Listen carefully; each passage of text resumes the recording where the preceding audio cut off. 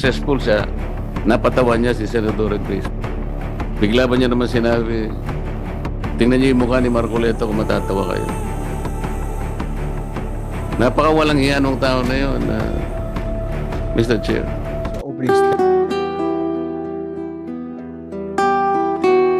Opening statement to Senator Rodante Marcoleta. Salamat po, Mr. Chair. Ako po ay miyembro ng Iglesia ni Cristo, kaya kapag ako po ay nagsugal, matitiwalag po ako. Kaya alam na po ninyo kung anong posisyon ko dito. Kaya lang, bago po natin gawin ang dapat gawin, gusto ko malaman kung gaano tayo kahanda. Halimbawa, total ban. No, total ban ang ating napag-usapan. Gaano tayo kaseryoso? Kasi po, kunwari, yung online gambling platforms, naisara nating lahat. Eh, paano yung wetting? Ako po, grade 1 pa lang ako, may wetting na sa amin. Hanggang ngayon, nandun pa rin po. So, nagsasara tayo, pero bukas tayo sa iba. So, baka mamaya sabihin ng tao, hindi naman totoo yung pinagsasabi ng mga senador na ito. Gusto ko po, seryosohan. Gaano po tayo kaseryoso na gawin natin lahat to? Kasi po, tingnan ninyo, sa public administration, meron po tayong mga key principles in public policy. Ang nakaakma pong key principle in public policy sa ganitong klaseng suliranin, yung pong tinatawag nilang Pareto efficiency. Minsan tinatawag pa rin itong Pareto optimality. Ano po ibig sabihin nun? It describes a situation where a state is supposed to allocate resources in a way that makes it impossible to make one very happy, but also making the other very, very sad. Tingnan po ninyo, in accordance with the charter and the governing board of the PAGCOR, yung earnings are distributed as follows. 5% of winning goes to BIR as franchise tax. 50% of the 90% balance goes to the National Treasury as national government mandated income share.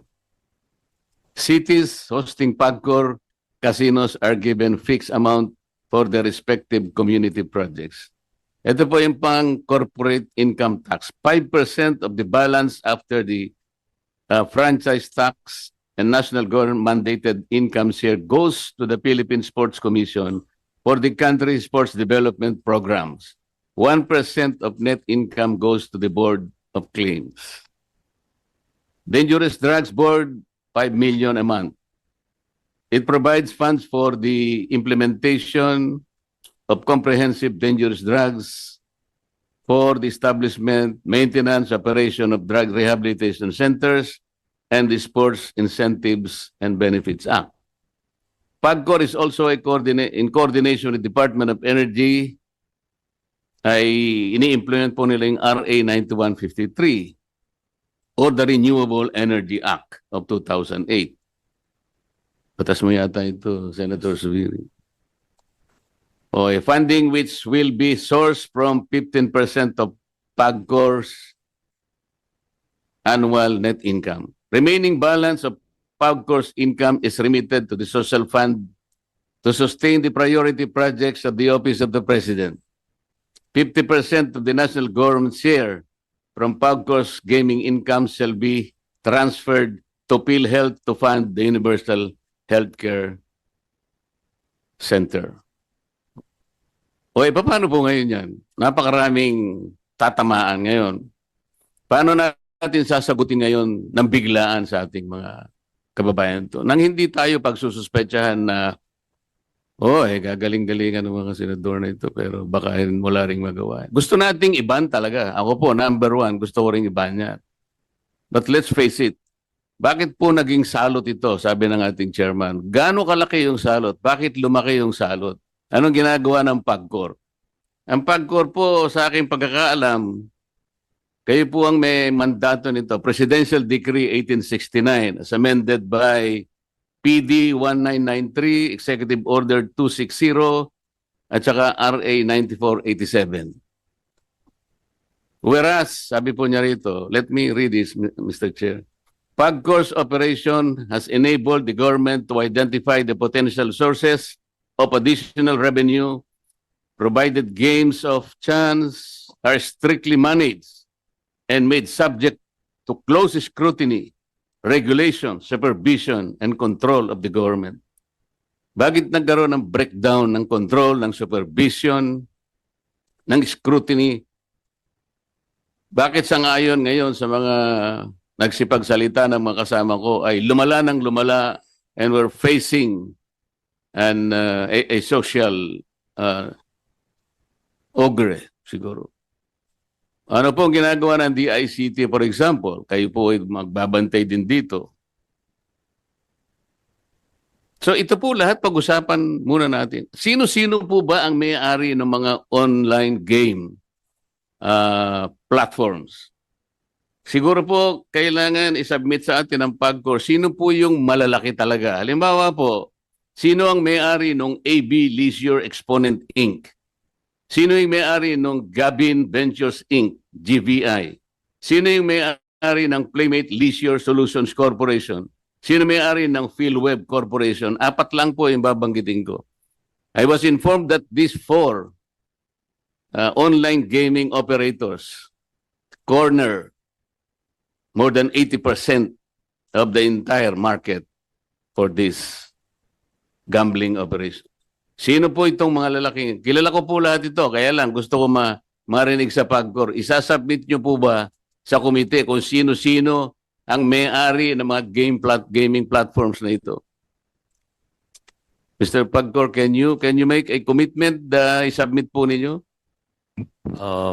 Your Honor, we will submit the list and the beneficial owners of all the companies that not only you have mentioned but lahat na po yung kulang 70 lang po kasi yung may lisensya. Meron pong purely online lang, merong physical casino at meron ding online casino.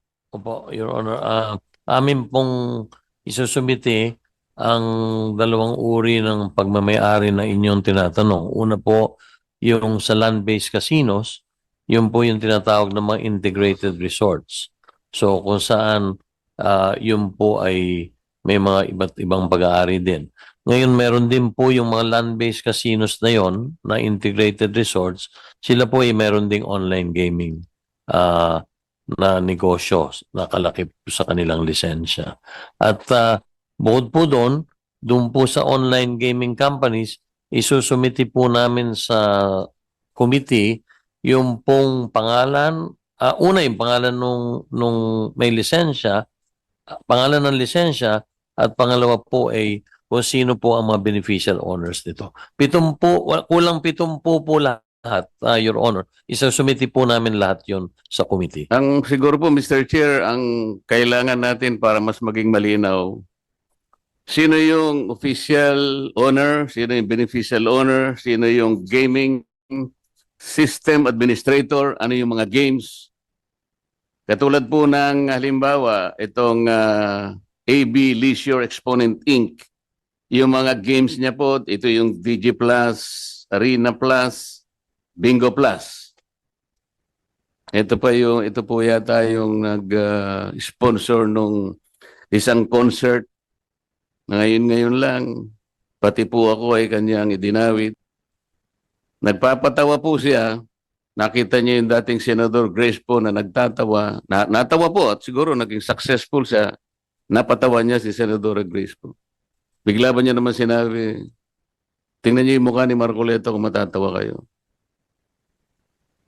Napakawalang hiya nung tao na yun, Mr. Chair. Ayaw ko na pong patuksin siya. Ang nag-sponsor po yung DG Plus. Kaya po lumalaki po eh. Gumagamit po sila ng mga ganong klaseng mga sikat na mga tao. So, alam ko po malaking pag-uusap ito, Mr. Chair. At alam ko, I think the PAGCOR and the DICT will be struggling to reinvent themselves kung paano ma-address ito. Halimbawa, mapag-usapan natin total ban Paano kaya ang gagawin nila?